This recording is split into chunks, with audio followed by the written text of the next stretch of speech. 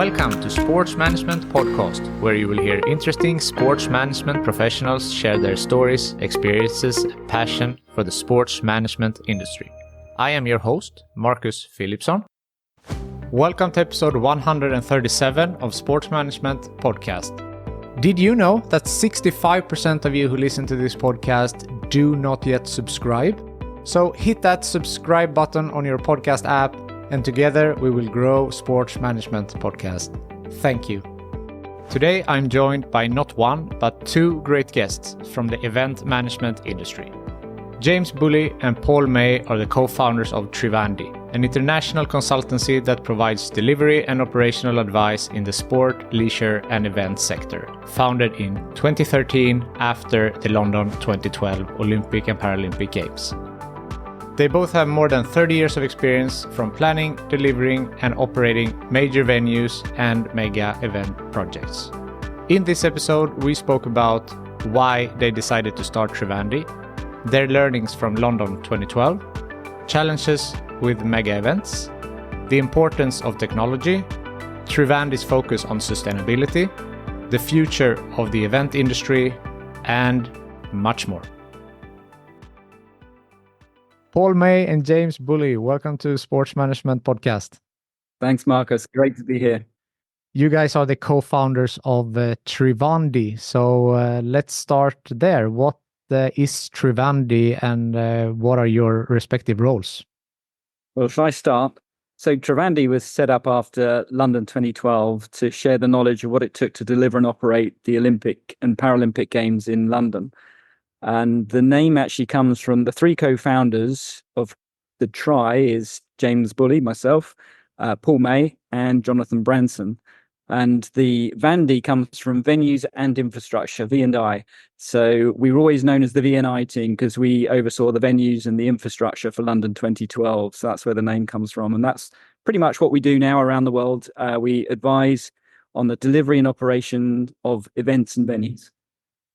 Interesting. And you are the CEO, right? Yes, I'm the CEO and one of the co-founders. So as the CEO, what is your role? Well, in Trivandi world, it's everything. We have two words on our job description, which is team player.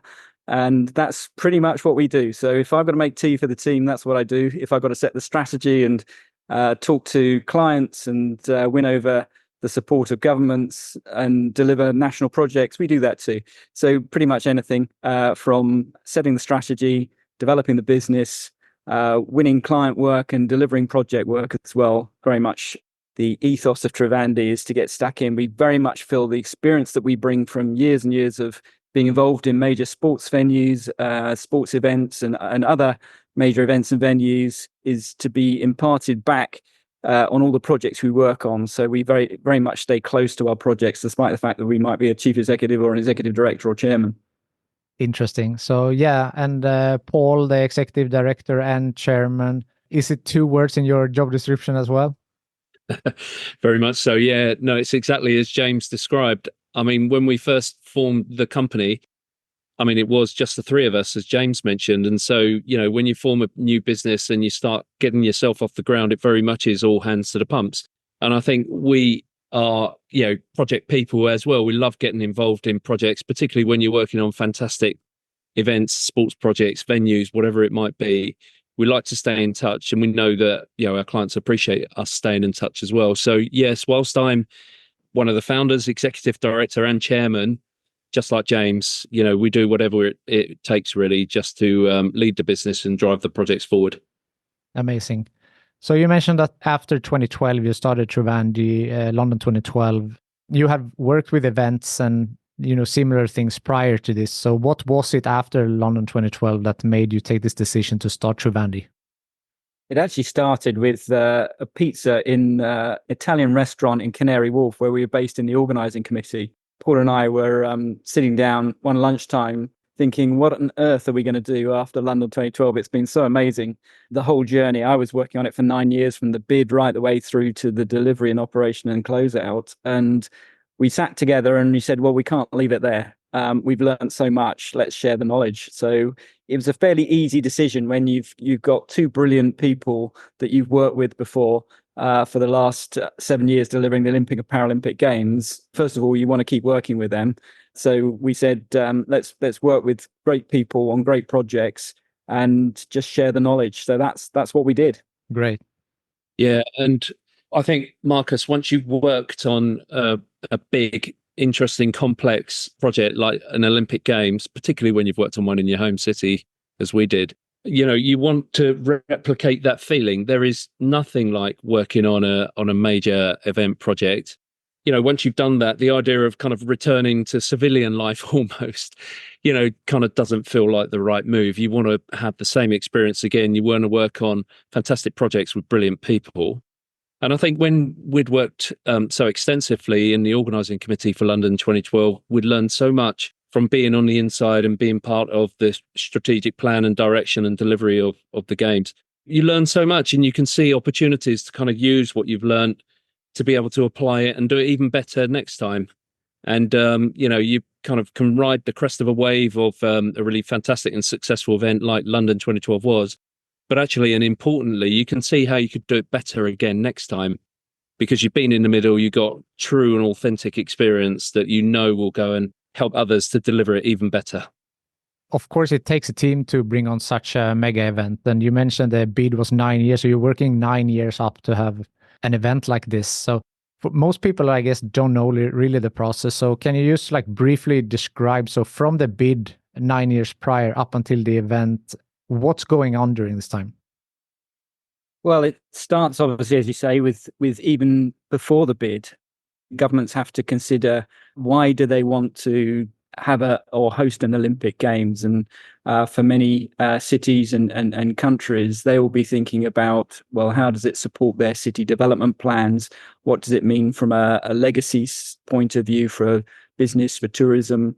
How does it profile and put the world's spotlight on the country from an investment point of view, and so on? For London, it was very much about the regeneration of East London and the opportunity to inspire the younger generation to take up sport, all part of the healthy living, healthy lifestyles. So when we joined the bid team, one of my first projects was to look at the legacy strategy and see what the socioeconomic legacy would be, what the business and tourism legacy would be, but very importantly, the regeneration legacy, and how we can increase participation in sport. The second part to it is then to figure out the venue master plan. That's the very, very tough start point. How do you put an Olympic and a Paralympic Games into a city or into a country? It has a massive impact.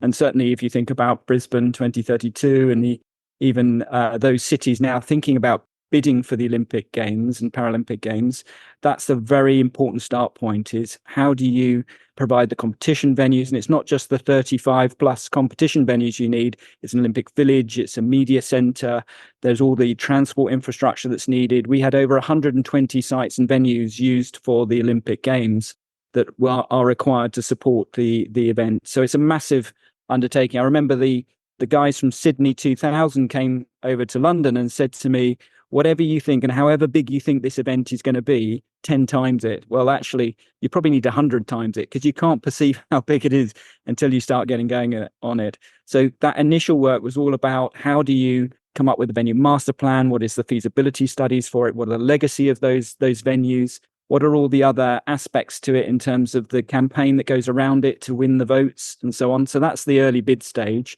I could talk for an hour on that, but I'll save you that. And then getting into the moment you win it, it's what are those long lead-in time projects you've got to get involved straight away to do. For London, it was undergrounding the power lines. There was overhead power cables across the Olympic Park site. And it was a 7-year lead-in time to dig the tunnels, put the power lines underground. They did the same in Sydney Olympic Park. So we kicked that off straight away, and then had to put the organizations in place, the organizing committee, the delivery authorities, getting that initial governance right, getting the budgets right, getting the roadmap right, getting the resources and hiring the right people. All those things in place at the outset are absolutely key and critical to the foundations and start point. And then, of course, you go into many, many years of planning and preparation till eventually you get to the operational phase, operational readiness, and you go live and the world's media turns up and they're spotlighting what's going on. And of course, the athletes then have, by that point, they're trained, they're prepared, they've done their test events, they're qualified, and they're there and performing at their very best. That's the really exciting part. And then, of course, you've got to take it all down, and all the dissolution is a huge undertaking. And when you're in the middle of it, if you're not careful, you can blink and it's finished, and all of this fantastic work that you've done can pass you by. So it's really important, and we encourage our teams to make sure that actually you soak up the moment, because it is an extraordinary thing to be involved in, and it is immensely difficult and challenging for everybody concerned. But when it all comes to fruition, you just have to somehow be able to let the memories stick and try and find a moment to enjoy it, because, you know, it's over in a heartbeat. Yeah, I'm sure. Based on what you said with the venues, and you need to take everything down, sustainability is a big aspect of mega events. And I know that that's something that you work very hard on at Trivandi as well. You have your own head of sustainability. So how are you working with regard to sustainable events at Trivandi? It's a really, really important point to consider, particularly when you have events of the scale that they are for an Olympic Games. You don't need venues with the spectator capacities you need for Olympic Games afterwards. And avoiding what we called white elephant venues was really key to the venue master plan in London, for example. So 20 of the venues in London, of the 35 competition venues, were actually temporary venues. So they were just built specifically for the events and then taken down and taken away afterwards, leaving behind only 7 permanent new venues that were built for a legacy after the games, such as the Aquatic Centre, the Olympic Stadium, the Velodrome, and so on. So getting that right is really key. And our sustainability advisors are much more sophisticated than they were back when we were working on London 2012.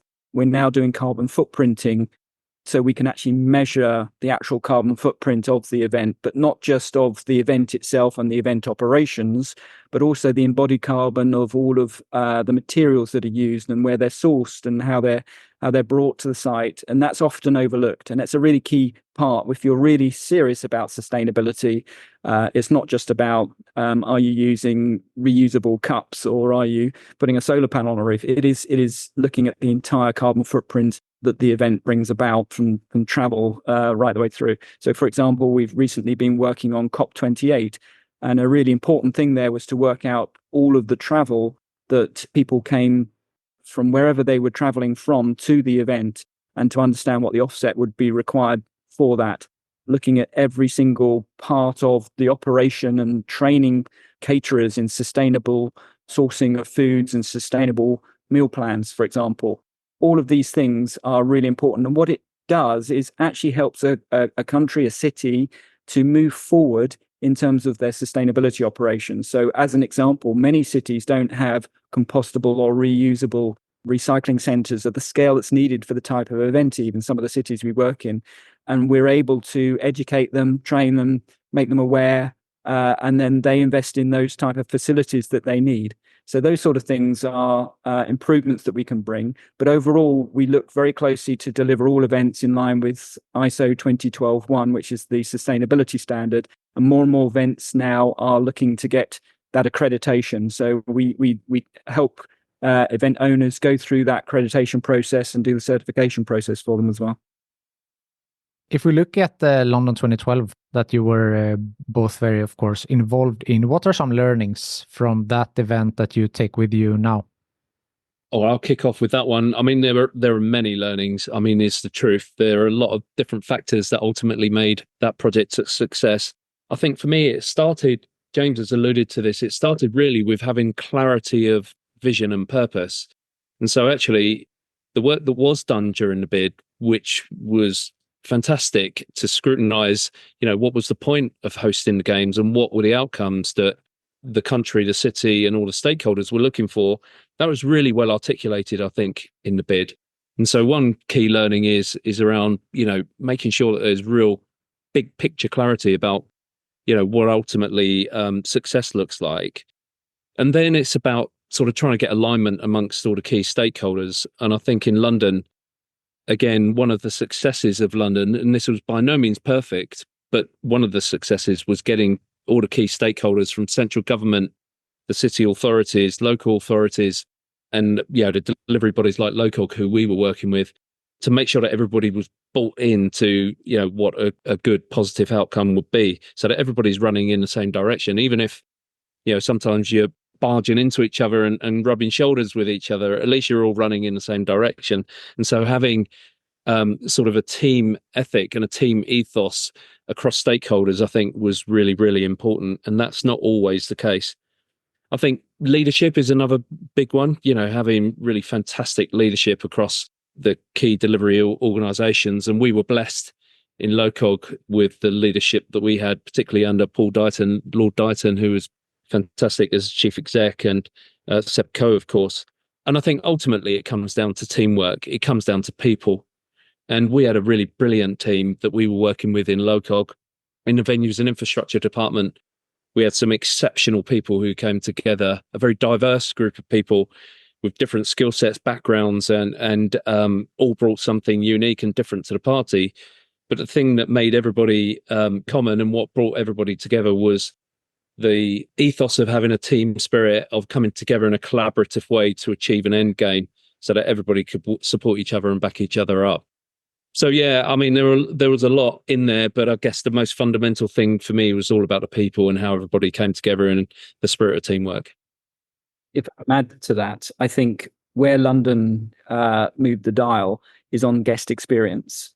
So if you had the opportunity to go to London 2012, it had a very special feel, not least because of the volunteers and the training that they were given to be themselves and just express their own sort of individuality and culture.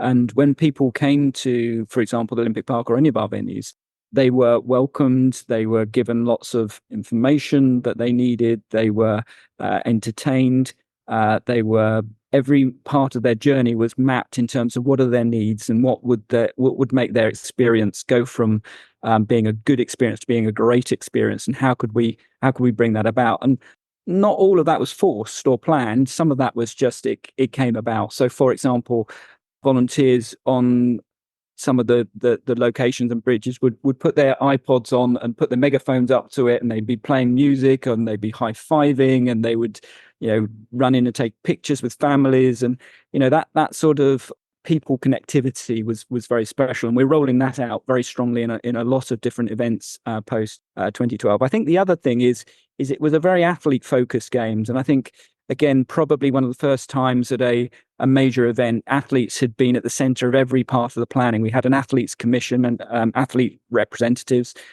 people like Steph Cook and Tim Henman and Jonathan Edwards were part of that, and we ran out all the plans via them and said, okay, well, what would an athlete need? So things such as, the quality of the training facilities, the travel times between training facilities and venues, what would they need in the accommodation, even down to the duvets and the bedside lamps and everything were checked by the athletes committee to just make sure that they were the best possible facilities, so that the athletes, when they came to London 2012, were able to focus on what they needed to do to be at their best, and not concerned about the conditions that they had to live and train in.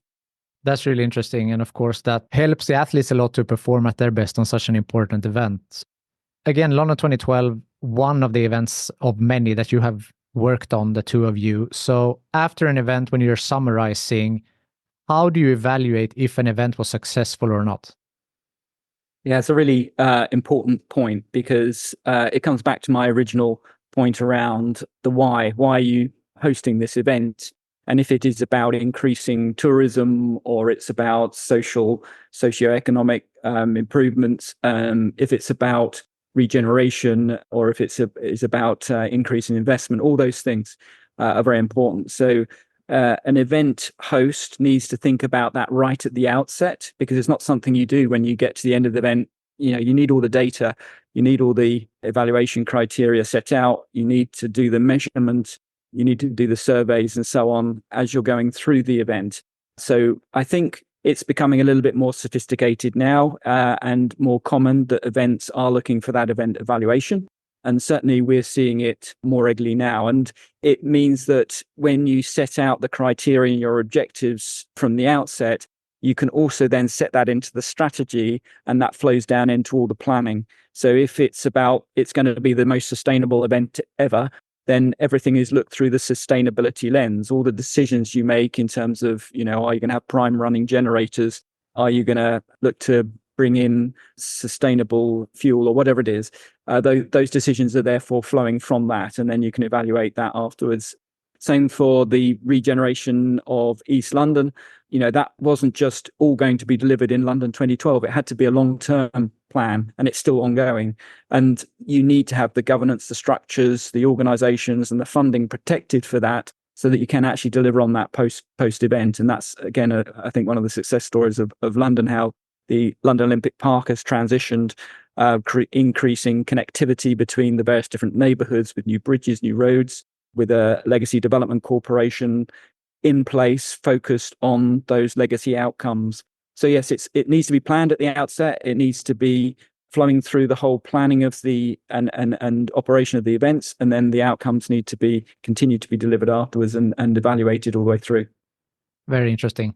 And I mean, that's also with mega events that the criticism that some events get is that you have the event and then you just abandon everything. Like what you mentioned now is so important, that you have these values and you continue to move these out also after the event.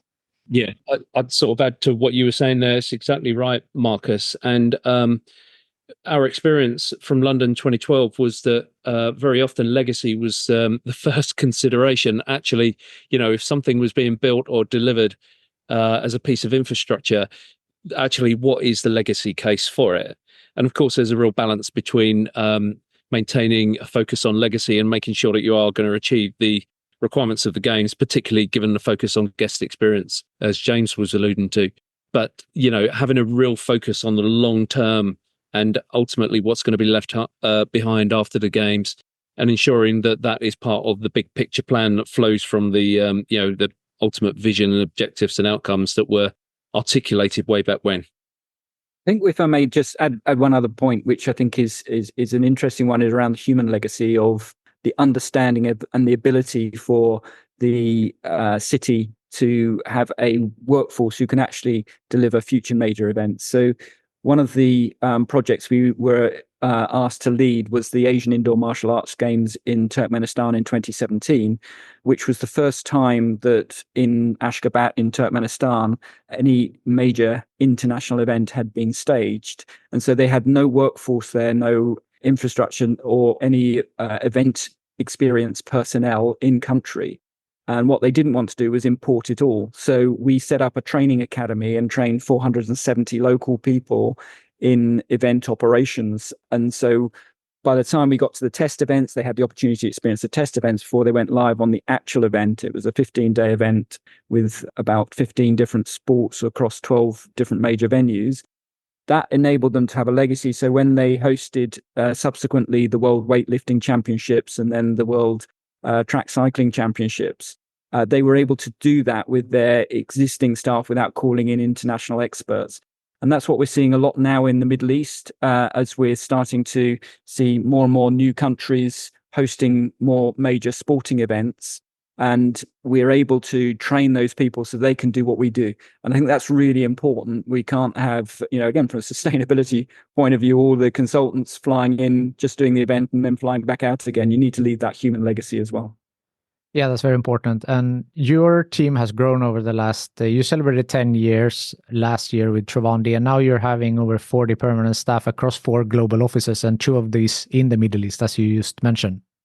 That's right. We're actually at 50 now. It's growing very quickly, but the essence of our business, we have to be able to service different projects, different countries. We work across 26 different countries over the last 10 years, and with different specialisms. So you can't have a big sort of team sitting on the bench waiting to be deployed into a different country just on the payroll.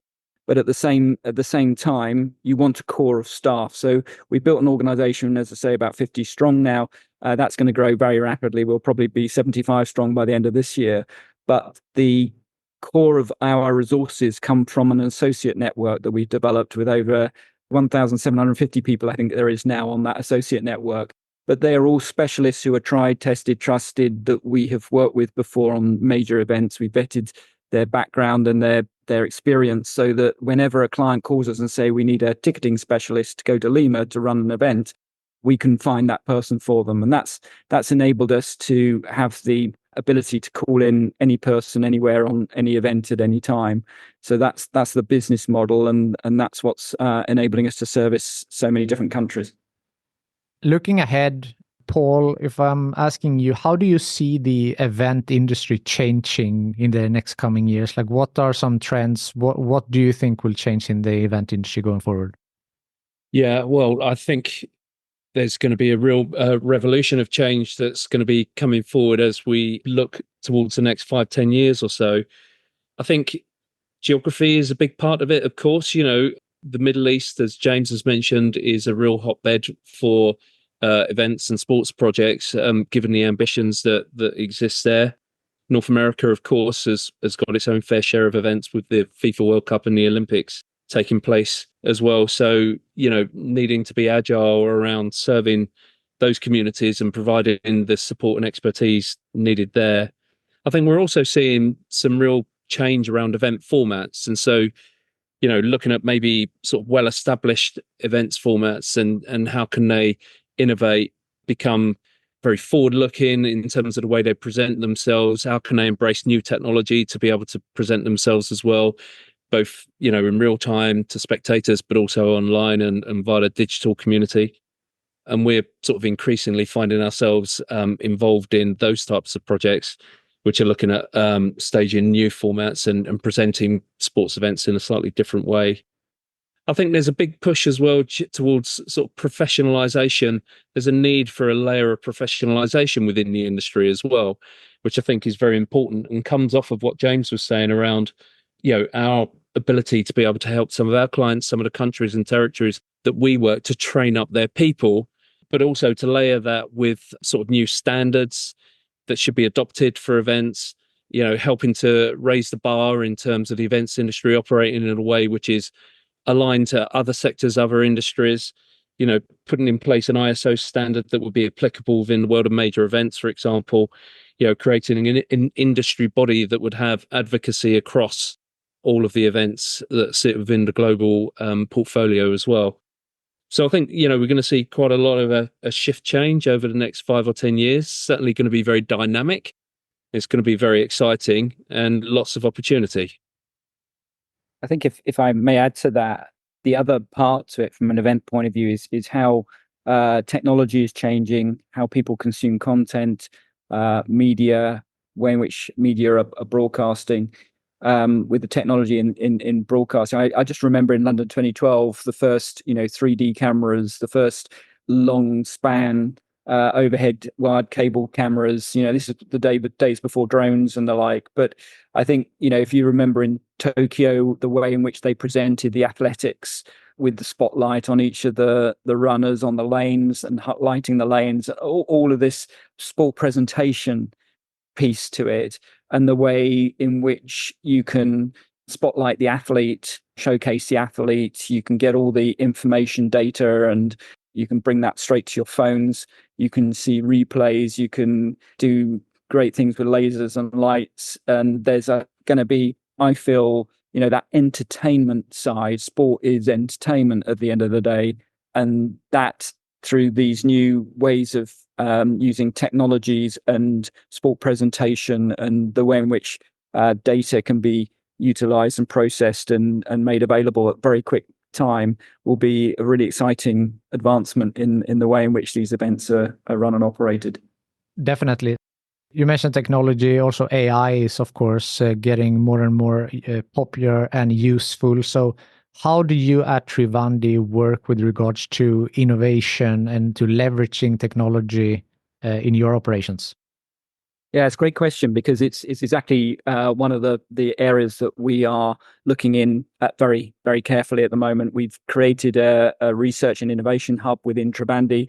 We've pulled in some of the world leading experts in sports events and in sport generally to basically give their views, their expertise, their vision as to how things will move and change in the future, what the art of the possible would be, and then relate that back to technologies. So we're also now engaging that team to look at what other technologies are there, what technologies are being utilizing in the market already, but looking at those areas where there's challenges still to solve or opportunities to bring in these new technologies. We work with some of the universities and some very interesting AI products that are being developed, to the extent that, some of the conversations we're having are, so what if, can you solve that with AI? And I can't go into a lot of that because of the commercial sensitivities of it, but there's some fascinating stuff that you can do that you weren't able to do before AI was around. So we're exploring all of that through our research and innovation hub. I think the other aspects for our creative team, we have a design team, Marcus. We've got a team of architects who work on the creative side of venue and event preparations and planning, and they're having a lot of fun with AI. As you can imagine, at the moment, we work on projects where we have to bring to life our creative vision for our clients, often at a very early stage where clients are very demanding about wanting to understand what traditionally might have been conveyed in 2 dimensions now needs to be conveyed in 3 or 4. And so our creative team are having a lot of fun at how we can best take advantage of AI technology. And we use it for, some of our 3D imaging of some of our projects to help bring to life, if we're thinking about, what a new concept might look like for a venue or an event, that actually we can use AI to recreate that very quickly. Whereas previously it would have been quite a cumbersome and long-winded process involving lots of people in order to be able to do it. So we're able to be quite agile and quite responsive and present things in an innovative way, which, attracts the interest of our clients who expect it from us. Definitely. So you mentioned that there's a lot of, growth that will come this year, and you're working on, several events all over the globe. So to tell the listeners a little bit now, it just entered 2024. What can we look forward to? What are you guys working on? Some cool events? What is happening on your end in 2024? Well, I was going to say one of the big things, of course, is the Olympics. We're in the Olympic year, aren't we? And we start to get a tingle whenever we get into the Olympic year, given our background of where we've come from as a business and the fact that we've worked on all of the Olympic Games since London 2012. When you get round to Olympic year, it starts to feel special. And we're sort of really proud to have done work on Paris 24. And so that's going to be a big thing for us as we move forward. Outside of that, there's some fascinating stuff happening within the Middle East region that we're involved in, some of which we can talk about and some of which we can't. But as you know, the Middle East are sort of winning the rights to host some pretty big events, whether they're sort of continental games, whether they're World Expos, which obviously, the Middle East has been a hotbed for that, or even ultimately the FIFA World Cup, and who knows, perhaps even the Olympics one day. And, we play a role often in helping to shape a roadmap towards achieving some of those things and helping to make some of those events in the meantime very successful. I think as Paul touched on there, the exciting thing that we're seeing is new formats of sport events. And as Paul alluded to, we're working on a few ideas around that as to how you can bring some of those traditional sporting events forward. Again, back to what we were saying earlier, in a format that is more engaging and consumable for particularly the younger populations who aren't always as engaged in sport, but they do love the excitement of short bursts, short clips, short attention span, but things that are impactful and experiences. So a lot of what we're working on at the moment, inside some of the innovation and the creativity work that we're doing, is to say, okay, well, if we took this sport and we rechanged that format and presented it in this way, what would that look like, and how would the athletes feel about that? And we're working with a lot of athlete representatives and athletes themselves as to how would they like to see how that sport could be mixed up a little bit. And that's everything from if as you've seen in perhaps some of the triathlon events, doing some different type relays and shorter events, sprints and so on, through to what could you do with all of the traditional sports and do them differently, make them more exciting formats as we've seen. So certainly there's some of that stuff that we're working on. But as we say, some of that is still in its early creative stages, and we're not able to go into it in too much detail yet. To add to that as well, Marcus, what we're experiencing is the work that we've been doing and the direction of travel around major sporting events and having the fan or the customer groups at the core of all the planning is translating into other types of events. And so, as James mentioned earlier on, COP28, which took place in Dubai before Christmas, was a big thing. And a lot of the learning and the planning that we have brought from large multi-sports events is transferable to a big government summit, a big world event like that. We have other events taking place which are non-sports events, which again, those things around putting the guests at the core of the planning and being very innovative about how you can actually activate their experience. We're finding that actually that is really translating from sports into non-sports events, which is great. We're able to apply our learnings across different sectors. That's great. Has there been any bumps on the road during all these years with events? I'm sure that, in events, there are things coming up that you didn't expect and so forth, but maybe some more memorable bumps that you could share with the audience. There was a very big bump during COVID. So for the events industry, that was a very absolutely challenging time because, of course, governments around the world stopped events from taking place. And the events industry is largely freelancers. And so, without furlough schemes and without events taking place, the events industry was really strongly struggling. We were very fortunate. We got requested by the UK government to come in and come up with an events research program to show what the spread of coronavirus would be amongst audiences by doing PCR tests pre and post events and putting them into various different arrangements in venues and so on. And the core focus was about getting the blue ribboned sports events of the British summertime events like Wimbledon and Ascot and the like back up and running and able to take place. The FA Cup final, for example, all of those, we were very much involved in the research behind that, working with the Department of Culture, Media and Sport and Department of Health to come up with ways in which that could be achieved, which was very exciting. We also had the opportunity to work for Qatar FIFA World Cup because it was their moment to do all of their test events, which they needed people in the venues to be able to do the load testings before the World Cup. So we were called in to support them on that. So that was a bit of a bump in the road, but what it meant is that we were able to write playbooks, come up with research programs from working with the medical practitioners and so on, and also support the industry more widely. And born out of that experience, also, we realized, and Paul alluded to it earlier, that the events industry do not have the international professional body that represents them in a way that when these moments do happen, that they have a voice. And so when we were looking at this on behalf of UK government, we were going out to all the smaller associations that are there that exist and engaging from them, what do we need to do to support the industry? But one of the things we would like to do is to see how we can support the industry more widely by looking at is there a professional international body that we can put in place to support the industry. So yeah, that's one of the big bumps in the road.